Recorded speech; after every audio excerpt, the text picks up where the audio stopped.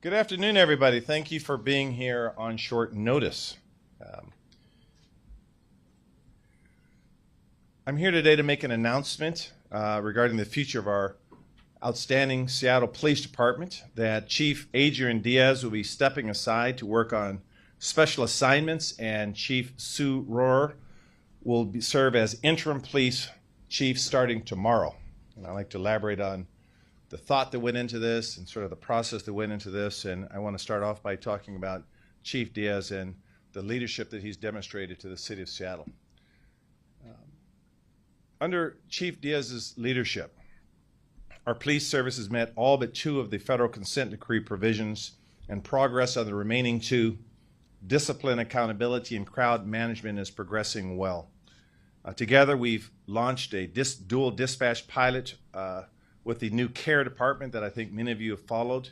We've signed a new contract with the Seattle Police Officers Union and implemented a new recruitment and retention path. I'll rattle a few statistics that demonstrates Chief Diaz's leadership.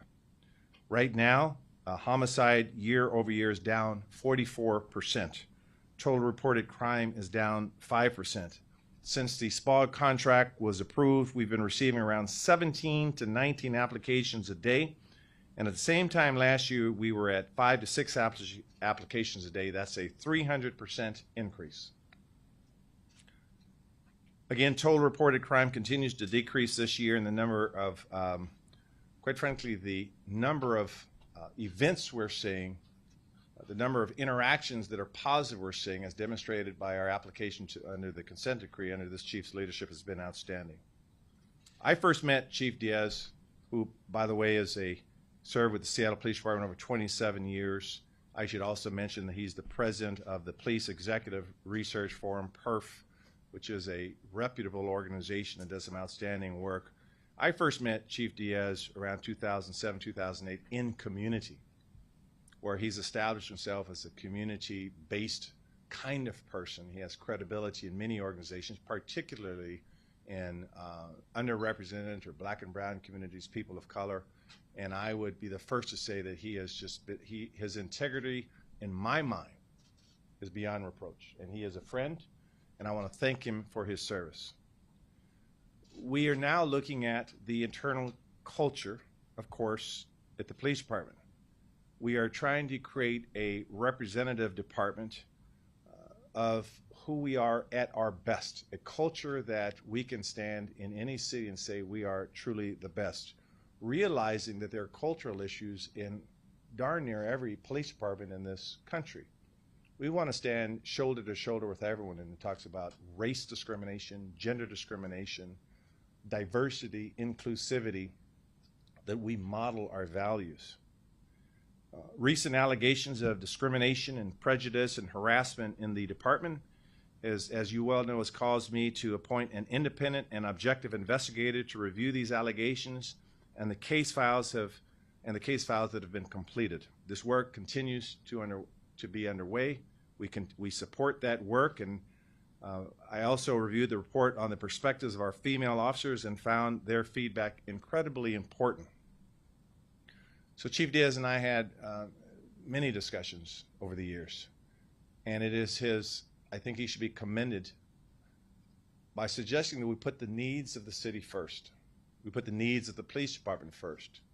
He's agreed to set aside and to work on special projects and to realize the kind of culture change that we want perhaps could be better served with him stepping aside. We also want to make sure that anyone that has any complaints within the department do not have a threat of retaliation or any blowback, so to speak, while the investigation occurs.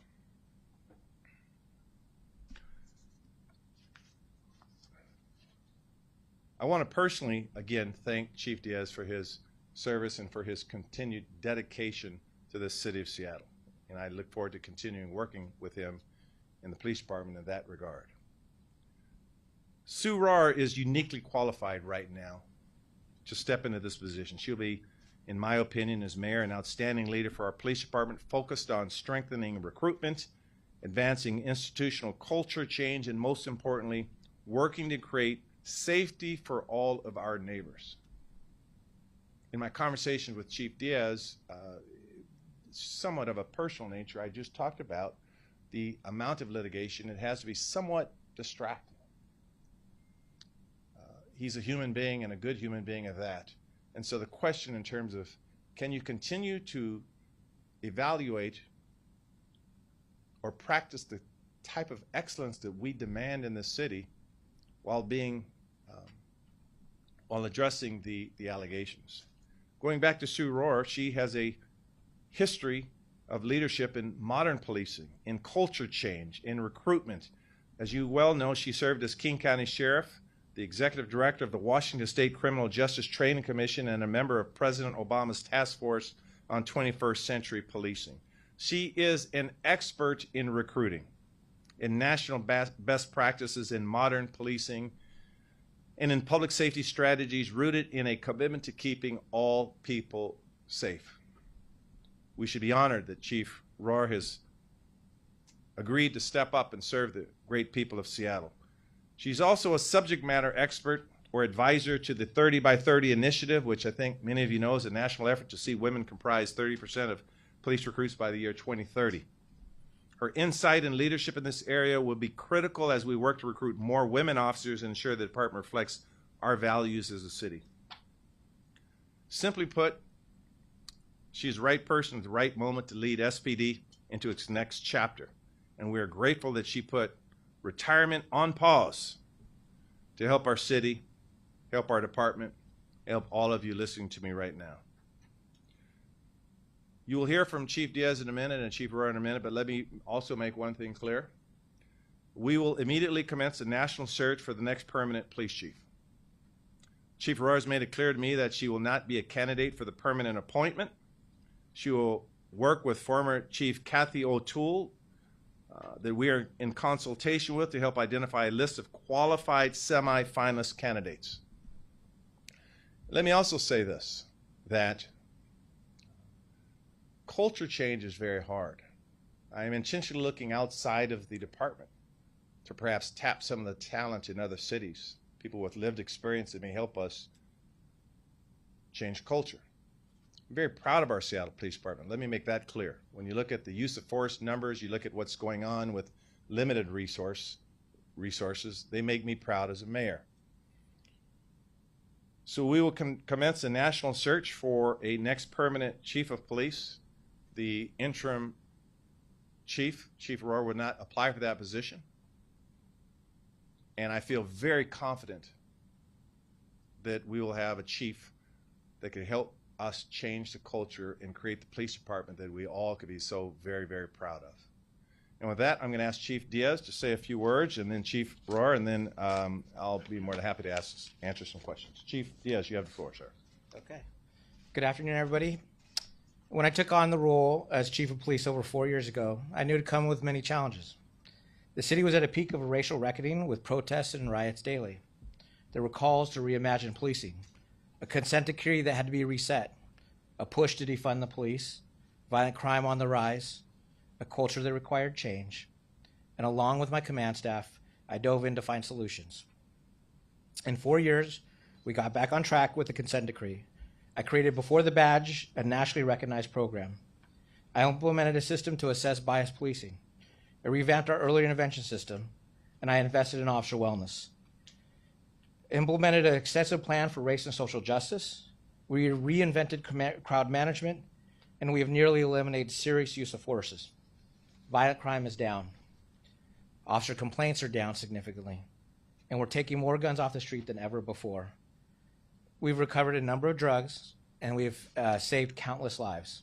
We did this all with the help of creating a third public safety department as well. I've accomplished so much in the 4 years as chief, but there's more work to be done. I pass that challenge along to my predecessor, and I will continue to support the city as I transition to this new role. I want to thank the men and women of the Seattle Police Department for their hard work and the community that has supported us through every challenge. Thank you. Well done, Chief.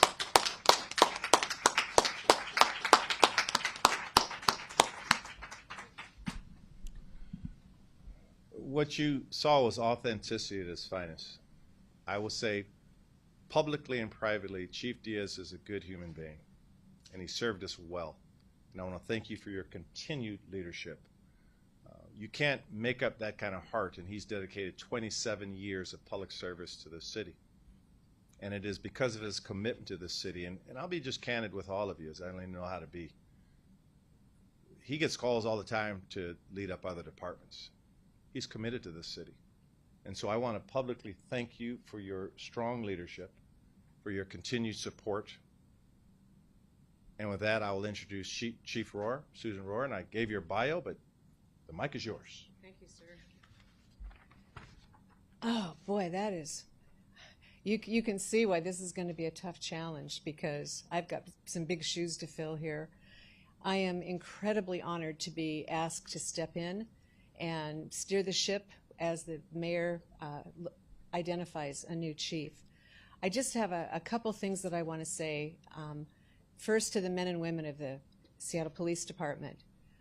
You're going through some turbulence right now. I recognize that, and I want to do whatever I can to reassure you we're going to get through this.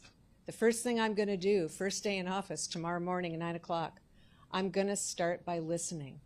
I want to hear from the men and women of the Seattle Police Department what you're seeing, what your ideas are, what you need. I need to understand what you're all facing on the street. I also need you to be brutally honest and open with me so that I can understand.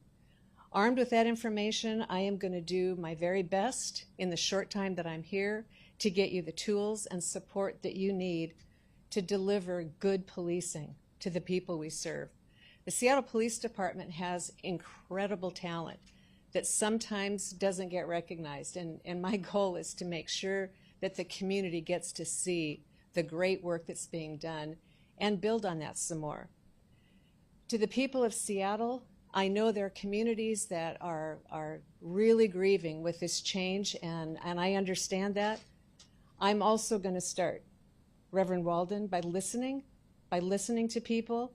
I want to understand what we can do together to improve people's sense of safety and to gain your trust. I know that's going to be a tough road, but we're going to do it.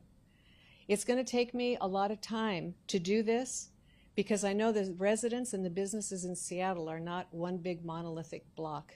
Everybody's unique, every community's unique, and I'm going to take the time necessary to listen and learn what your needs are, what your ideas are, and what we can do together to continue improving safety. Finally, several people have asked me, why did I take this job? I was perfectly happy with my grandkids. Doing a lot of work in the consulting world on trying to improve the profession of policing. But I have to say, I feel a little uncomfortable standing on the sidelines preaching about what leaders should do. And I decided it's time to put up or shut up. So I'm going to jump into the arena again, not for a long time, but long enough to try and help my brothers and sisters that I've watched from across the street for so many years. There's still a few people that are as old as me, still in the Seattle Police Department, and I'm gonna need a lot of help, and I'm gonna have to gain wisdom. Eric, I work with your dad.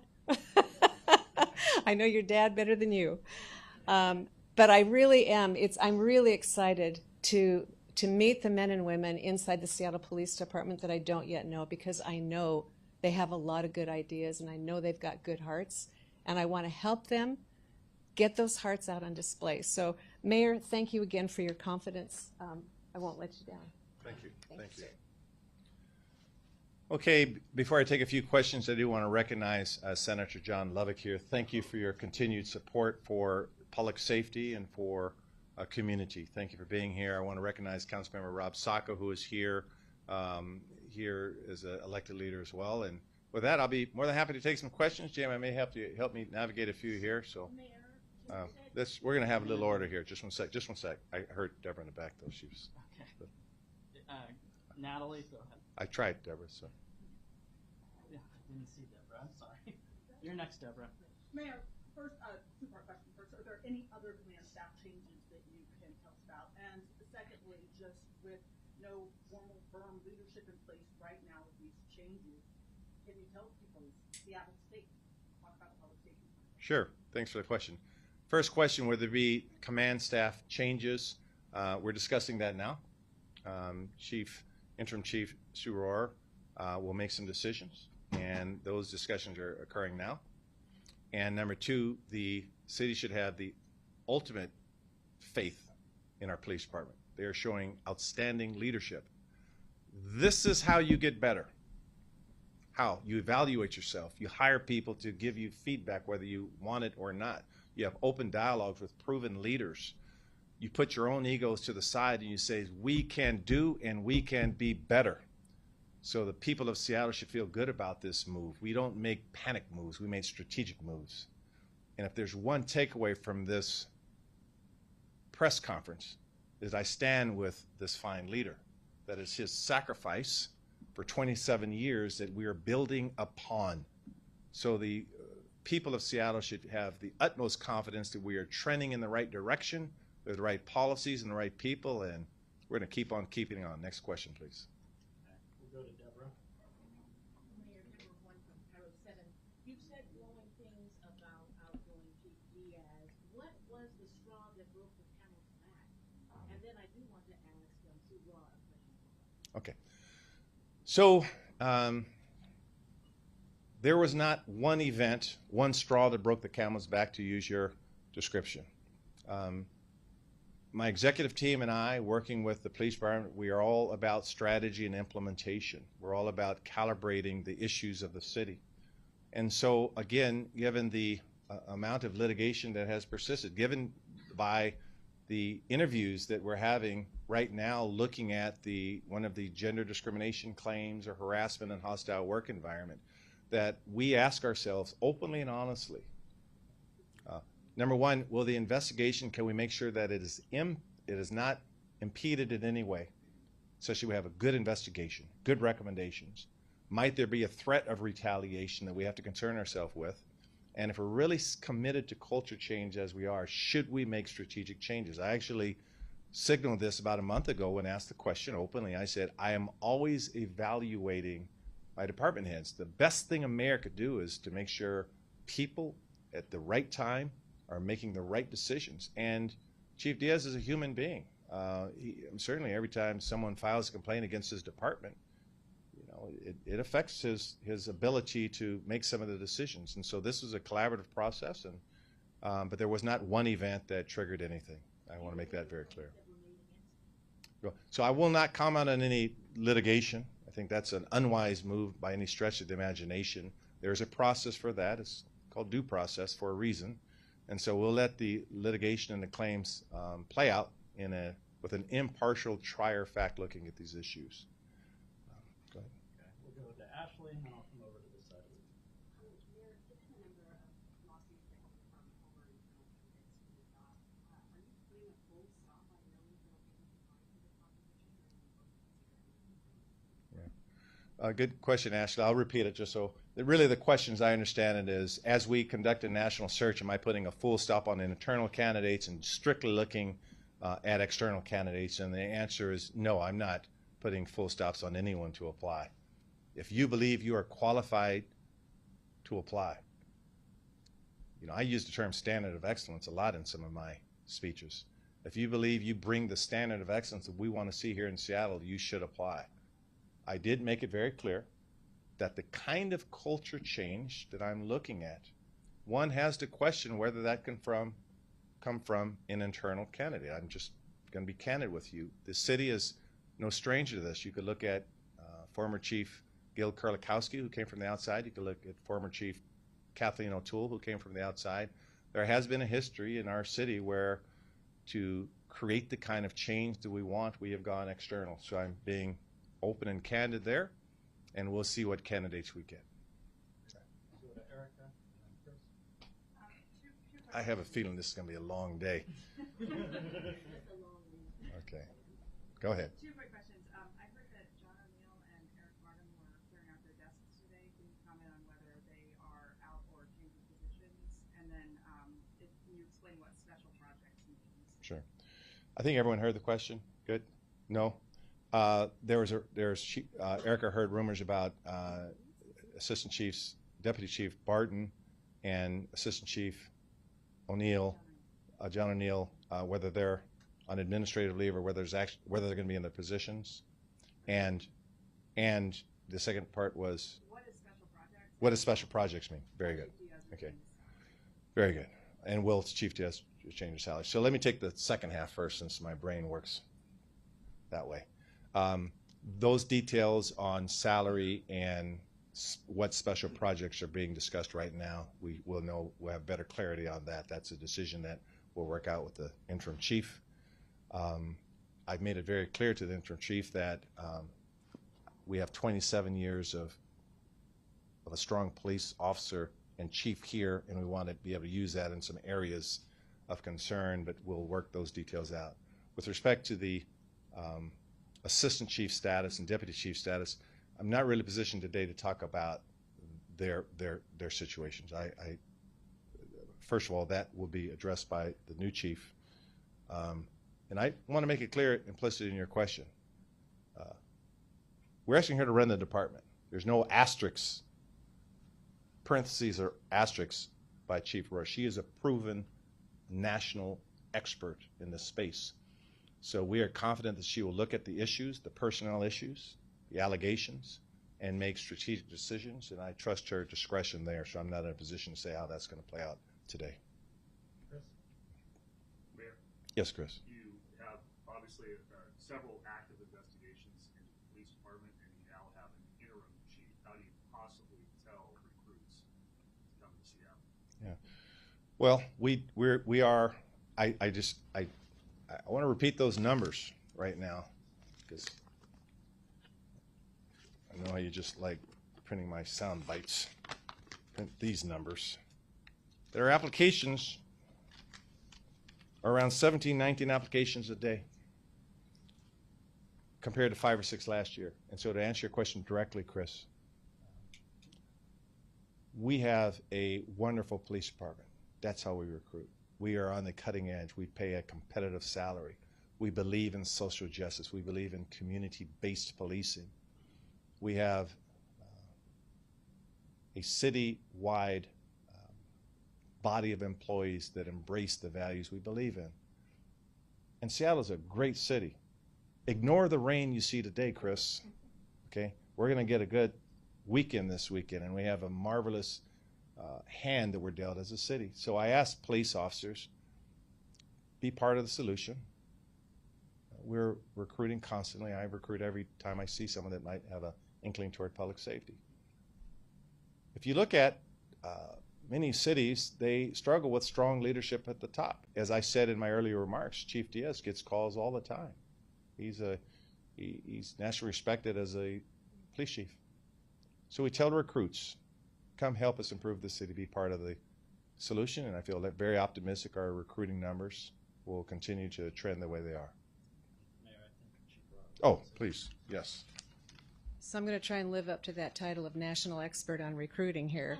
I had 9 years at the police academy, and I spent a lot of time talking to new recruits coming in the door. And you can imagine, after the murder of George Floyd and the uprisings, people kept saying, why on earth would anybody want to be a cop today?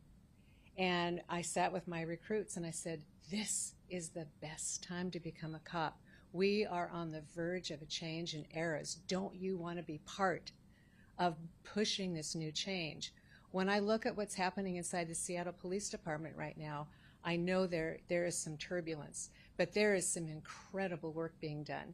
And I have to do a shout out to my friend Senator Lovick. We worked tirelessly for 2 years to get state law changed so that we can implement flexible work schedules, which all the research across the nation internationally tells us that is our strongest recruiting tool for women, is to have flexible work schedules.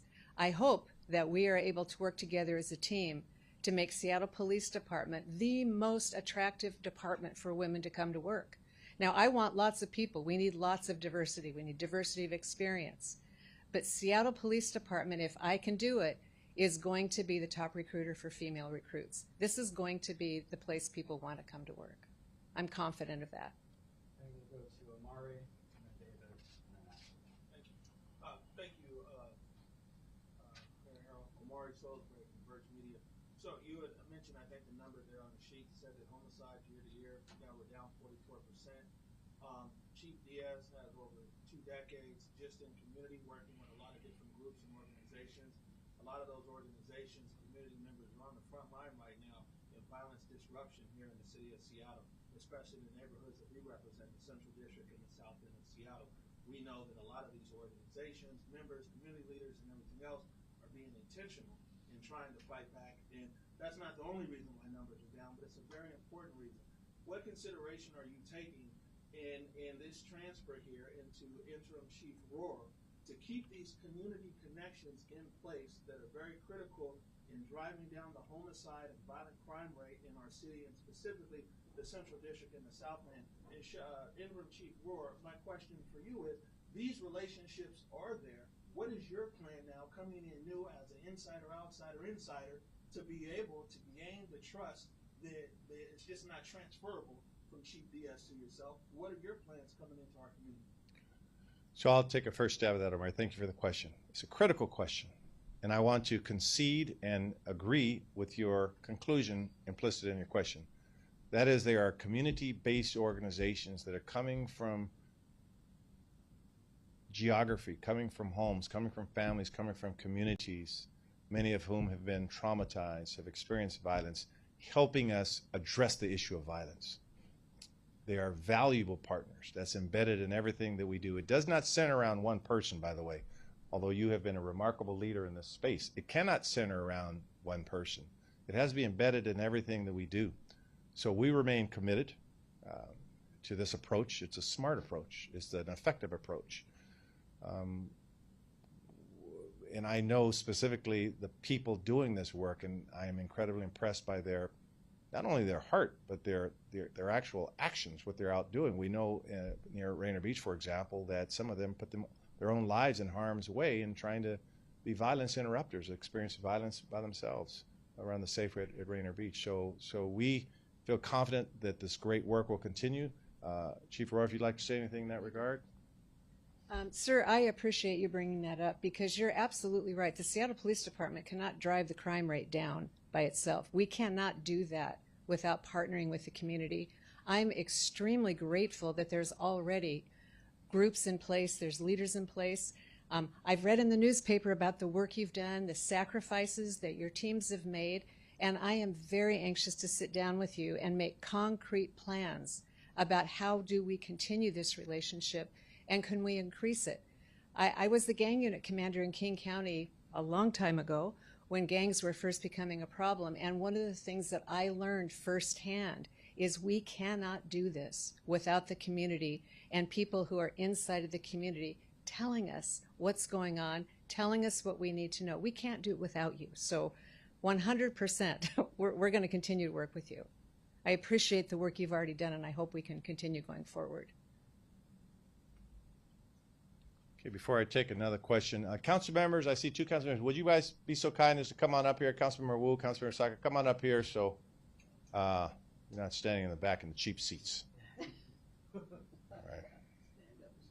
There you go. That's our one Seattle at its finest right there. Thank you for attending this press conference, both of you. Jamie? Yep, David. Mayor, why not let the investigation run its course before making this decision? Yeah. And you know, I know that in this last certain round of searches, it was difficult to get qualified applicants for people that look up for the department was going to be different this time. Okay. I hope everyone heard the question, so I'll answer the question and sort of repeat it. So why not let the investigation that MFR are conducting before we make such a change? As an experienced attorney, playing a role in many investigations and through a discovery process, you do not need it to be complete before you reach certain conclusions. We have talked to the investigator about preliminarily on, well, how's it going, that kind of conversation. We concluded as an executive team, and I don't make these decisions in a vacuum, we decided as an executive team, if our goal is to achieve a standard of excellence in place, in safety and changing culture, what makes sense right now? We do not need to wait for the termination of an investigation. We do not need to evaluate that. And if we do it right, and by that I mean making sure that Chief Diaz is afforded his due process, he comes with a lot of community support that he has earned. I want to make that clear. Support that he has earned inside the department and outside the department. That we do not need the completion of a full investigation to reach the conclusion that we're about trying to move forward, and I have a sense of urgency in creating the safe city that I demand we have. That's why we didn't wait. Second part of the question I forgot. You're going to have to help me out again. Seattle's ability to attract Oh, okay. Thank you. Well, I would disagree with your premise. I think with the last search we had 3 outstanding candidates, and I signaled, I encouraged Chief Diaz to apply. Some people might have read that in the recruiting world as, well, I'm not going to apply against a strong, effective internal candidate. So, you know, the recruiting world is not rocket science. People, the first thing people want to know is, it is truly an open, transparent process, and do I have a shot? And they do. So I'm very confident using our ability to network, and again, I think I mentioned in my opening remarks that former Chief Kathleen O'Toole will help us as well. And to be candid with you, I talk to mayors across the country all the time. And so, believe it or not, people love Seattle. People would like to come here to this great city. I could brag about this place all I want. So we feel very confident we're going to get a top-notch candidate. And I look forward to it. So just a few weeks ago, Mayor, you said that you wanted to allow for due process, and now we're... I'm sorry. I said... Just a few weeks ago, you said that you wanted to allow for due process, the investigation to go through, and now we're all hearing almost overnight that, you know, Chief Diaz is stepping down. So what changed?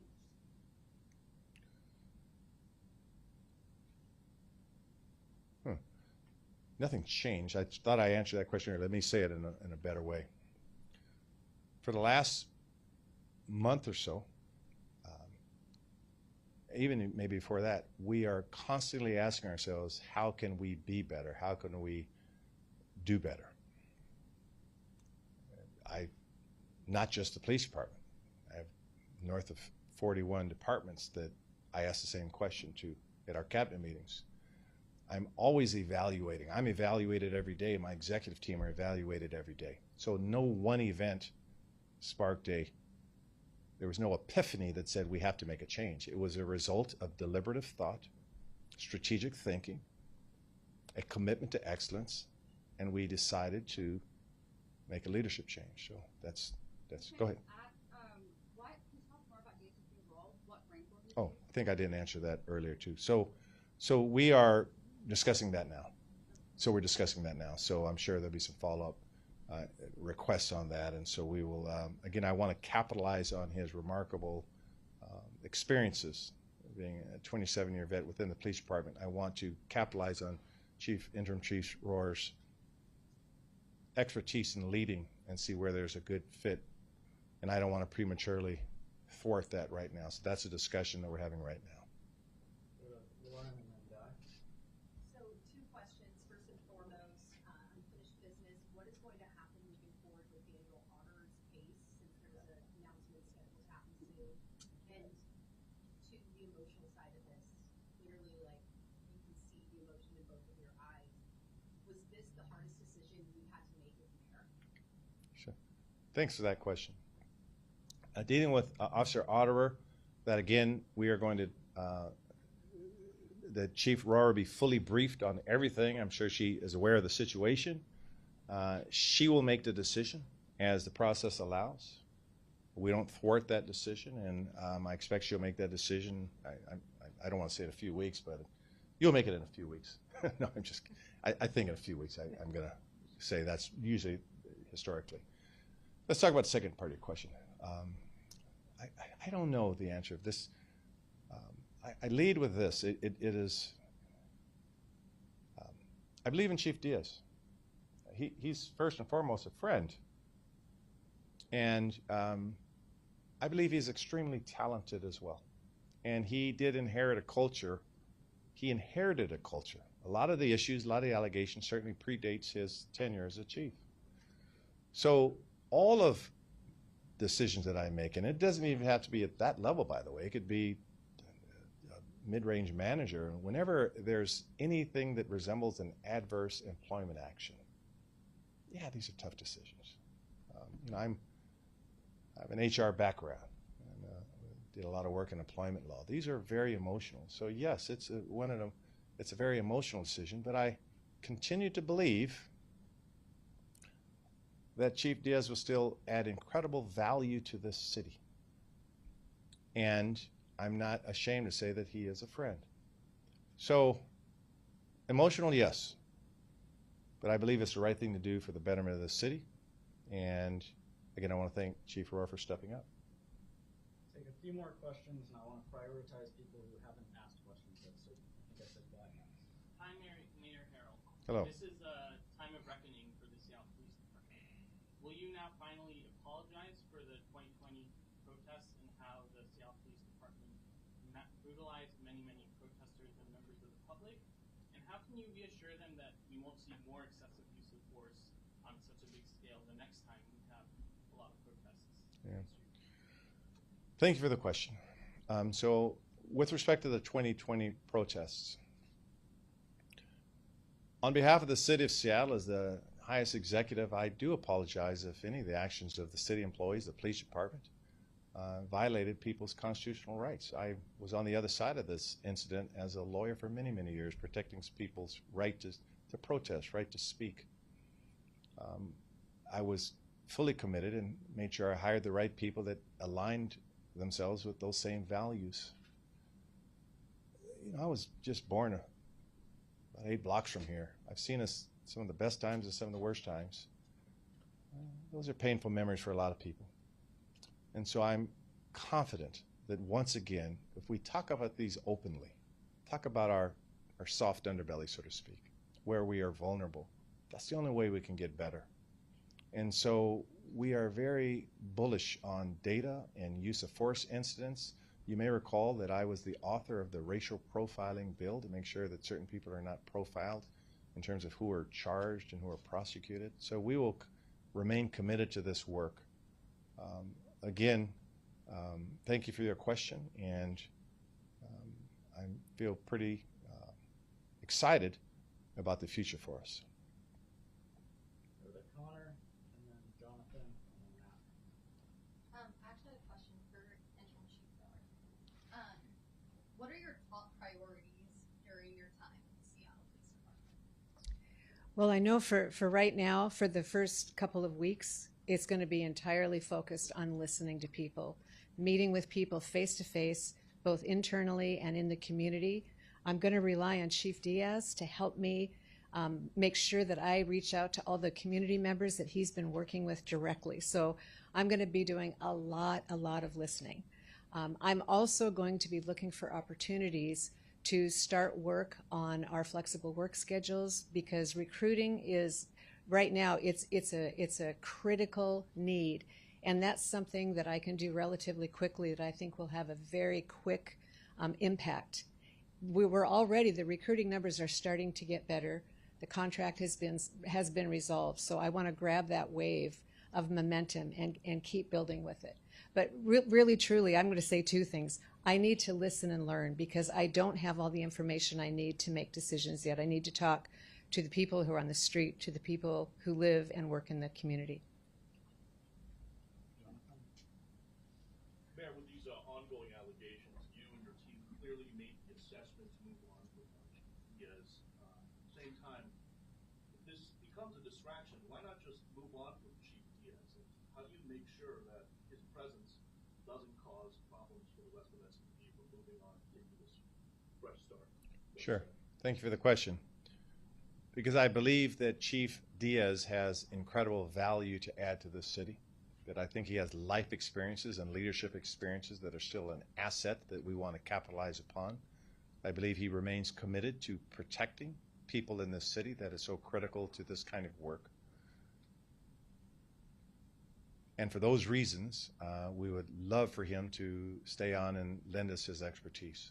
I'm not going to mince words there. Matt? Two questions, one for the mayor, one for the chief. Mayor, I think it's following up on Deborah and David's question. We're still looking for that straw. That why? And David asked, why not let the investigations complete? So I have a political question for you. 2 years from now, you're going to seek re-election. Did you not want to have this specter of SPD and its problems going into this election, into your re-election campaign? Yeah. Was that is that part of the decision? Yeah, fair question. No. No. I mean, that's my answer. I make decisions based on logic, strategy, the need for effectiveness. I've been elected 4 times in this city. I've been around the block a few times. The needs for this city outweigh a political agenda. We believe this is the right thing to do. And again, I want to thank these 2 fine human beings in back of me for helping me lead this city. My style of leadership are to hire and be around strong people. I have a team. I try to push my team. They have to keep up with me. So it wasn't a political decision. It's a decision we think is in the best interest of this city and in the best interest of this department. And I'll follow up with Chief Diaz. Chief, you are the president of the PERF and you have a lot of connections through that, as well as all the connections that the mayor talked about. Do you hope to be a police chief in another city somewhere?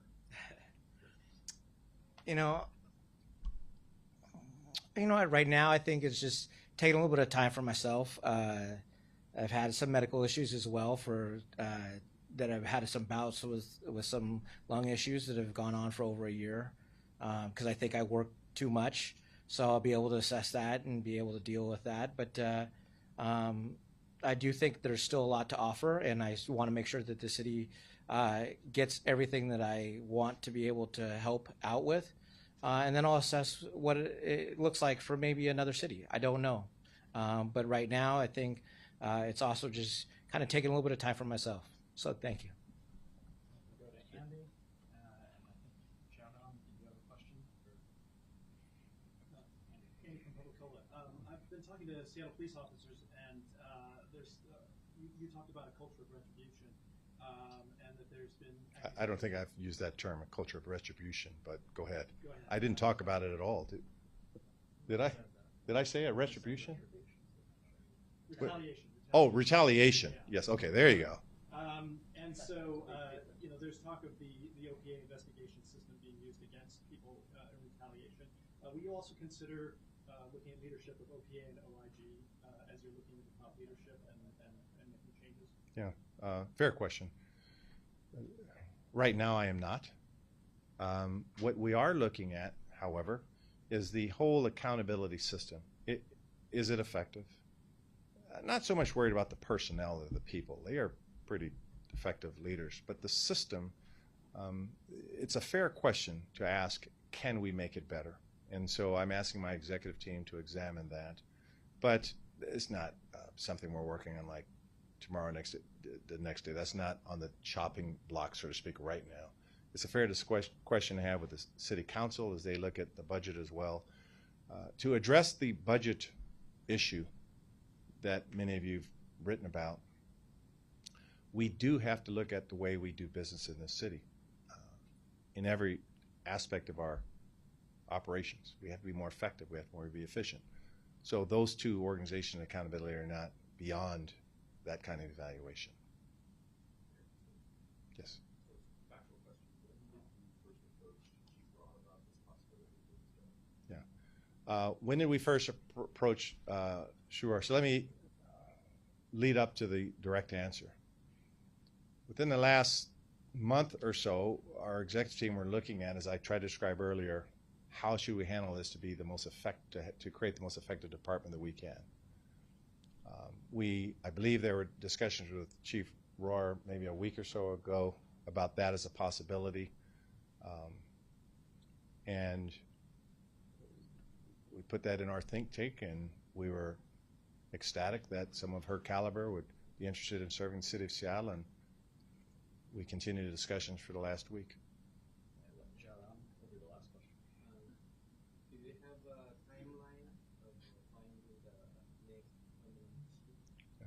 The timeline for the next chief, we will start next week the process by which we begin a search, and I hope to, I'm going to get in trouble on this one, but I hope to, I'm going to say 4 to 6 months, and I'm going to ask some of my people today, I get in trouble, and I'm going to say 4 to 6 months. I got some confidence there. So, you know, this process, typically, the historical practice is it could take around 4 to 6 months, and so that's sort of the time frame we're looking at. I'll answer. What will Chief Diaz's title now be? So again, the details of that, we're having discussions right now with the interim chief, and we'll be more than happy to provide you information when that is worked out. Yeah. TBD, to be determined.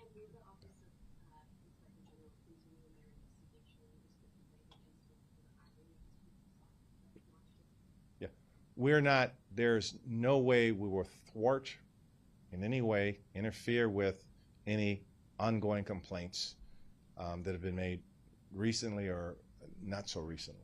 Those processes will continue, and we encourage the due process implications that come about when these things occur. So we're always supportive of due process rights. Quick question for Interim Chief. There's been a lot of discussion over this press conference about sort of praising Chief Diaz, and you've mentioned the need to recruit women through things like flexible schedules.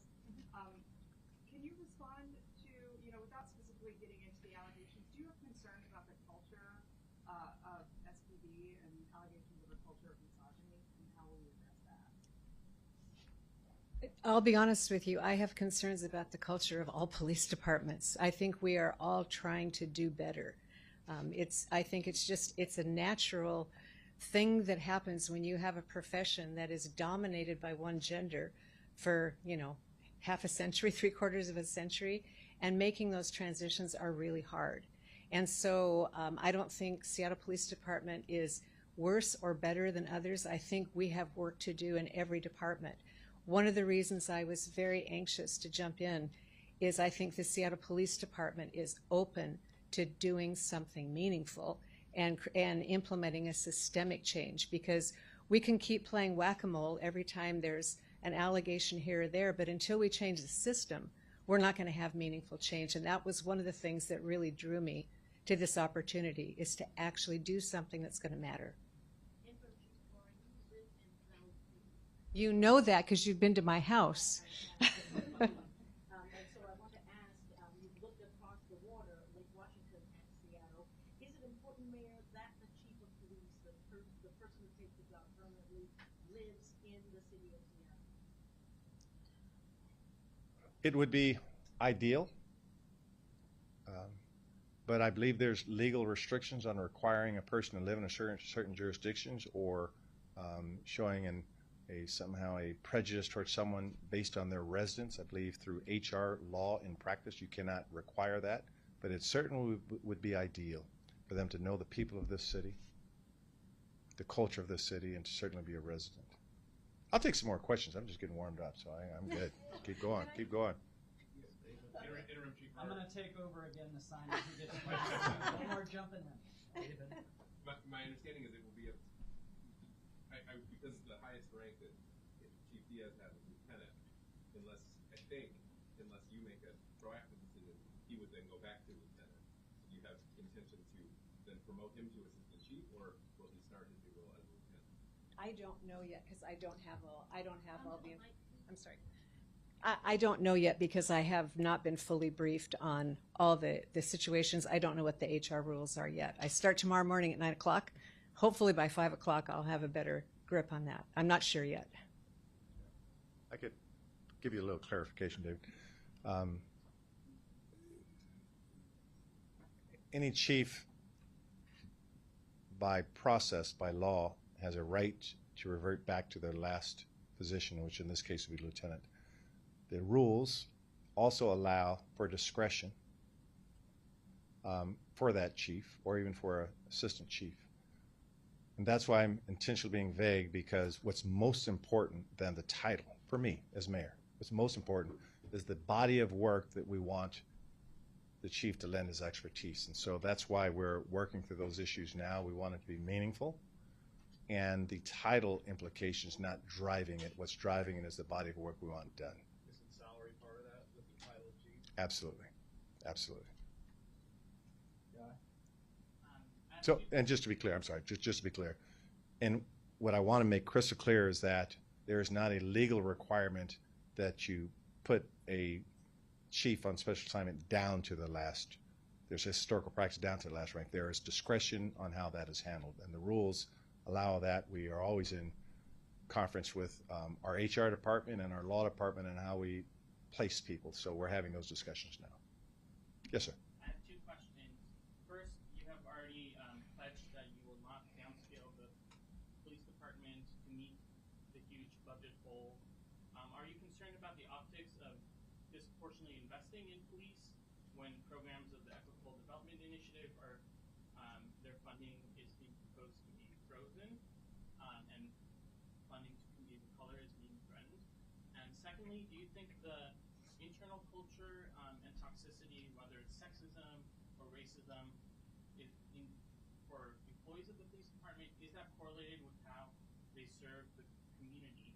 And you see like disproportionately arrests of Black and Indigenous people, or use of force, or lack of investigation for sexual assaults. Do you think those two issues of internal culture and external impact are correlated?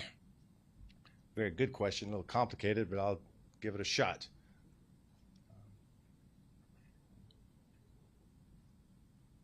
So, as mayor, we calibrate the need, on the first part of your question, we calibrate the need for effective, strong public safety through a police department, through other means as well. Community-based organizations that this young man talked about, Omari Salisbury. So I agree with the premise that just having an abundance of police officers is not the effective way to achieve effective public safety. Having lived in 98118 and 98144 most of my life, I understand that we don't, and looking at the country of over-policing in certain areas and unuse of force, that we are always cognizant of the fact that we do not want to harm the people we're trying to protect. My commitment to public safety is because the fact of the matter is that many Black and brown people, many underrepresented people, live in unsafe conditions. I'm committed to making sure these communities are safe, and that's why I passed laws such as the racial profiling law. So we are confident that we calibrate the needs to protect the community and not over-police the community in everything that we do. Second part of your question, I think you're right that in order for the police department to be the police department that I vision, that my executive team are working hard, that the department is working hard to do, the change has to come from within as well. Quite candidly, when I took the reins of leadership, I had to do a lot of external focus. In some of our unhoused populations, there was a proliferation of violence. We had to go right into external mode. But I believe the level of excellence that I talk about cannot be achieved unless I look the officers in the eyes, command staff in the eyes, and say, can we do better? What does it take? So this internal focus, yes, is critical toward the external work that needs to be done. And therein lies the opportunity we have under Chief Rohr, and so I'm excited about doing that work. There was a question on the way back. Just a logistical question, and you might have answered this already, but whose idea was it for Whose idea was it to bring to Chief Justice? So I make decisions with my executive team. It wasn't, and we discussed this with Chief Diaz. So I would say it was a collaborative effort with the chief and my executive team.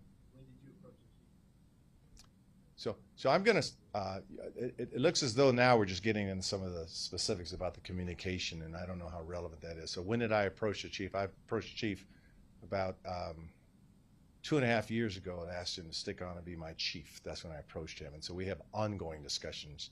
We evaluate everything that the chief's doing. And so The recent discussions I have with him are no different than the discussion I had with him a month or two ago. So again, I think that there seems to be this perhaps concern that there was an epiphany that was reached yesterday or the day before, or an incident occurred, and it just wasn't the case. It just wasn't the case. That, as I've tried to say on four occasions now, I think this is just in the best interest of the city. The interest of the city has to transcend everything else. And again, I want to thank the chief for looking at it the same way that I looked at it.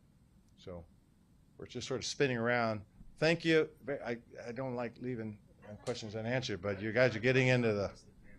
Okay, go ahead. There was an Assistant Chief Davis that was put on administrative leave last week. Does that have anything to do with what you're discussing today? Yeah. So the question was Assistant Chief, whether his O'Neill, whether that incident had anything to do with it. Not in and of its by itself. That is part and parcel of, I think, a larger part and parcel of numerous allegations made against the department, all of which we take very seriously. Numerous allegations, both in terms of harassment, discrimination, hostile work environment issues, and so it wasn't that incident. The fact of the matter is that I know from speaking to the chief that every time there's an allegation, we have to put our arms around each other and talk to the executive team about what's going on over there. How can we be of assistance? The city council, they are concerned about these issues as well. But it wasn't one incident that, again, that triggered this decision that I've made. I have a question. Yes. You're not a member of the press, No, really. but I am a But member I'm of just the go ahead. press. Go ahead. My question is, what happens if all of these allegations turn out to be unfounded and just complaints in the department? I mean, Fair question. So let me repeat it. So Reverend Walden's question: what if, through the due process, that the allegations, the numerous allegations, are unproven or baseless? That's a good question. I just don't know at this point. I mean, in fairness to the chief, he's entitled to due process. I hope that I spoke at length about his 27 years of service. You saw his authenticity. Let me also make it very clear, there's no record that he's done anything wrong. That hasn't been proven anywhere, to my knowledge. Okay? So we're trying to, with the chief, trying to improve the safety of this city. So we'll see how the litigation plays out, and we also don't shame or ridicule people that make allegations. We make that clear. And one of the factors that we weighed into is whether, as allegations unfold, whether we are keeping the chief in a position where people could have a fear of retaliation. And that factored into our decision. I'm not pressy, but can I say something? Sure. I just lost my train of thought. Oh, come back. So, of course, my feelings are I disagree with what's going on. This is an incredible chief. And so I feel like nobody's safe in the police department, because if somebody can make allegations after allegations, and then there's too many, you're out. Today, and you know I work with recruits, and I disagree with a lot. Recruitment isn't up. And today I went to a graduation, and it was unbelievable. The chiefs and everybody came up to me saying they back this chief. They're shocked at him. Due process didn't happen, no matter how you guys explain it. And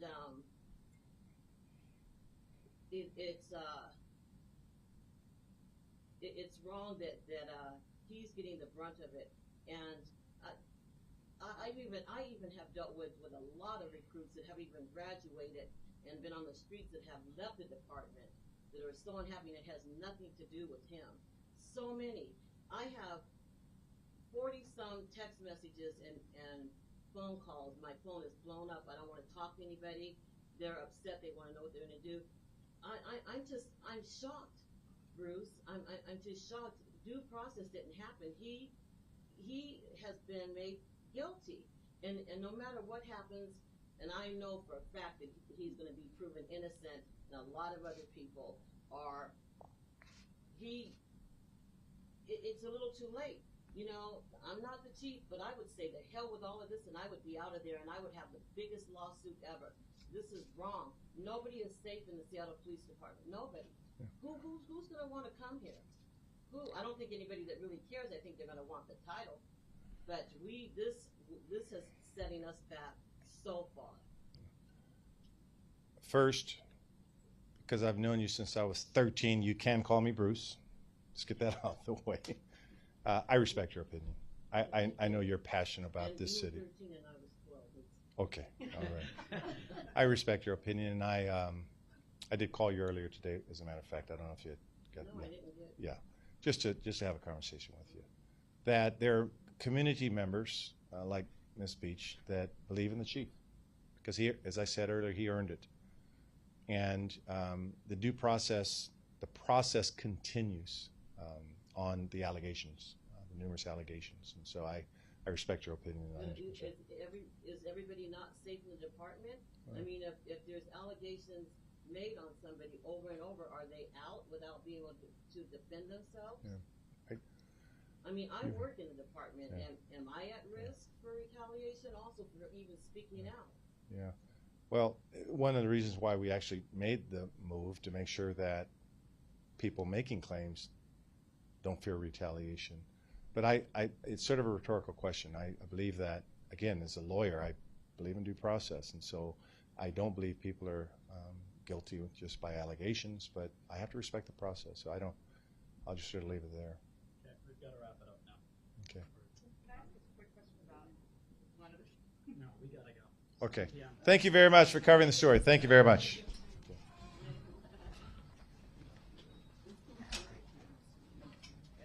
Chief, you got one out there? No, I'm not going to do any interview. I appreciate it. Just a moment. Just a moment. We'll talk soon, okay? All right. That's what's up. I'm going to follow up on that. Yep. I've heard you're behind this too. You need to come with your pedestal. What? I don't like this. I'm so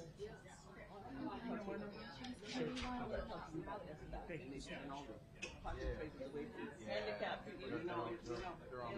Okay, yeah, you know, sit there. I gotta put those things for you about it. Okay, yeah, I might not do that tonight, but I got about it. Okay, yes, that's the first thing. You're probably the only person that I'm ever going to. Okay, yeah.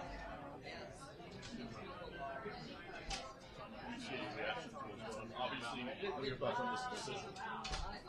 saddened, shocked, angered. I know it takes a while for the community to build up relationships and trust with the police chief. It seems like you've been through a lot in the last 6 years with Chief Best and now